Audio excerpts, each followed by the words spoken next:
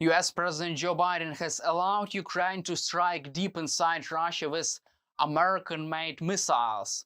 Also, France and the United Kingdom could do the same and also allow Ukraine to strike deep inside Russia. Meanwhile, Turkish President Recep Tayyip Erdogan proposed a ceasefire for Ukraine on several terms. So what is known about the US authorization for Ukraine to use US missiles deep inside Russia, and what is known about the Erdogan's plan to end the war in Ukraine?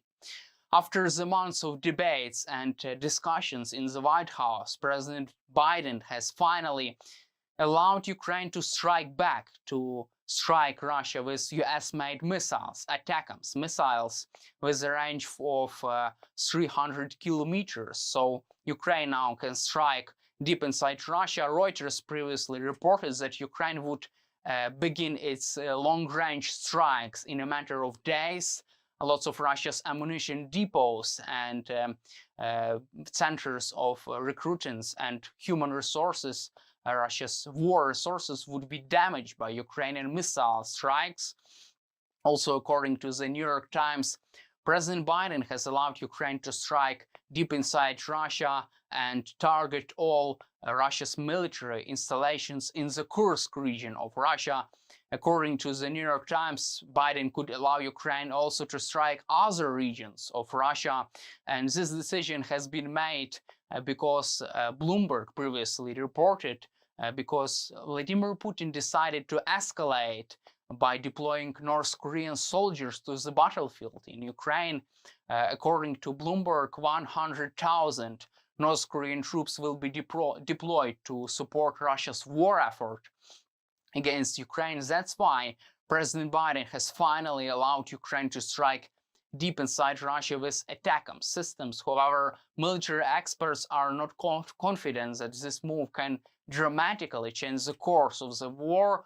However, it will provide Ukraine with additional support, and it will help Ukraine to better defend itself inside Russia, inside the Kursk region of Russia, and it will help Ukraine to deter another Russia's attack. Previously, we have heard some reports that 50,000 North Korean and Russian troops are moving forward the border of Ukraine. They can attack Ukrainian forces in the Kursk region, and later, in case of success, they can even move deep inside Ukraine. That's why with long-range strike inside Russia, Ukraine can strike back and deter itself and defend itself against another Russia's and North Korean counteroffensive in the Kursk region. Also, at the same time, President Biden and Western leaders try to deliver another message to President Putin. Do not deploy more North Korean soldiers to the Kursk region to Russia, because if you continue this escalation, we will then provide Ukraine with another weapons and will allow Ukraine to do even more stuff, more things on the ground, and we will allow Ukraine to strike even more deep inside Russia with Western-made weapons. Meanwhile, the Kremlin reacted to this development. They said that it would be a big escalation. However, Kremlin denies this fact that it's illegal war against Ukraine. However, it's illegal and barbaric war against Ukraine, and Ukraine have a moral and legal right to defend itself, to strike Russia deep inside Russian territory, because Russia continues to wage illegal war against Ukraine.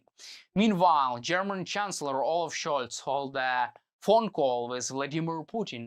After this phone call, Scholz said that Vladimir Putin would not be ready to end the war in Ukraine. German Chancellor Olaf Scholz is confident that Vladimir Putin is not yet ready to end this war in Ukraine on appropriate terms. And it is interesting that American and Western leaders allow Ukraine to strike deep inside Russia after this phone call between Olaf Scholz and US President Joe Biden and German Chancellor Olaf Scholz and Russian dictator Vladimir Putin. It is possible that during this conversation, Olaf Scholz said that stop the war against Ukraine and settle this. And if you would not do that, we will allow Ukraine to strike deep inside Russia with Western-made weapons. And it seems like this could happen during this phone call between Olaf Scholz and Vladimir Putin. And after this phone call, after the US made this decision, Russia retaliated with a missile strike on Ukraine, one of the largest since the beginning of the full-scale war. And today we have seen a report that the US has finally allowed Ukraine to strike deep inside Russia with Western-made weapons. Also, this decision has been supported by European leaders, and we will also analyze further developments regarding this matter. And Reuters also reported that Ukraine will begin its first long-range strikes on Russia in the nearest future, in the coming days, in the matter of days and weeks. Also, Turkish President Recep Tayyip Erdogan proposed a ceasefire for Ukraine. He proposed to freeze the conflict, to create a demilitarized zone, and to stop Ukraine, enable Ukraine to join NATO for 20 years. Recep Tayyip Erdogan said that he is proposing a ceasefire in Ukraine. He is also proposing deploying another forces, international peacekeepers, to the demilitarized zone along the front line in Ukraine. Also, Ukraine would be banned from joining NATO for 20 years, and Recep Tayyip Erdogan will discuss this proposal on a G20 summit. However, Kremlin's spokesperson has already reacted to this, and Vladimir Putin refused to this, declined this proposal from Turkish president. Kremlin said that they are not ready for a ceasefire, and this is a big indication that Vladimir Putin does not want Ukraine to survive, to have peace. Vladimir Putin wants to conquer the whole of Ukraine. He does not want even to pause his war effort.